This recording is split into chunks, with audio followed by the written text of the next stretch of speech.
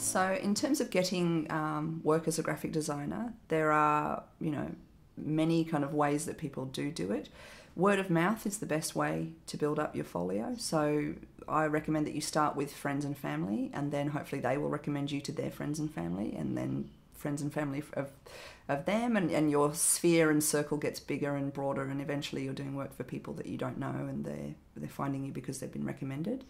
Obviously the internet is a fantastic place to get your work out there. I recommend entering competitions, putting good work out and getting publicity for it, because if you get shared on design blogs, or if you get a prize, even being shortlisted in a competition can be very good publicity for a designer.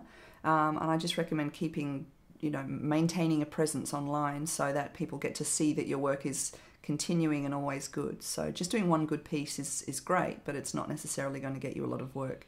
People tend to come to you and ask you to do work when they see that you have a track record and that they see that you've got good quality over a length of time. In terms of professional behaviour, there are many kind of different ways that people do get work. I'm personally of the opinion that you should never engage in unpaid tenders, and there are many professional graphic designers in this country who would agree with that.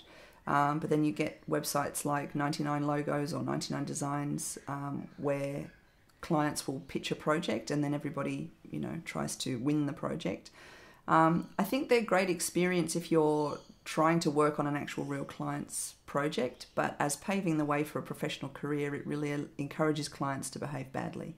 And it means that design work is not respected in a professional forum. And so the best way that a project works is if the client sees your work, they like your work, and then they commission you to do some new work based on the work that you've done before. That is really how the system should function.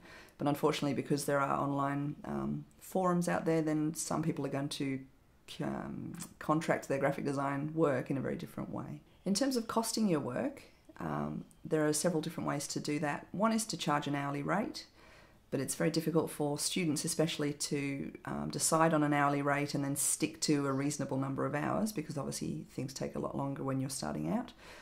The other way is to charge per job, and so agreeing with the client on a rate for a particular project is a good idea. And I think the client actually prefers that, because it's not like a taxi meter that's just running and they've no idea how much this project's going to cost them. But you have to be aware, because if you do set a price for a project and then the client makes 20 changes that they hadn't briefed you on in the first place, then you'll be doing a lot more work for a lot less pay.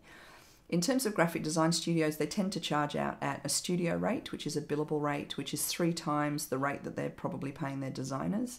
So if a designer is getting $30 an hour, their studio bill out rate to the client will be $90 an hour.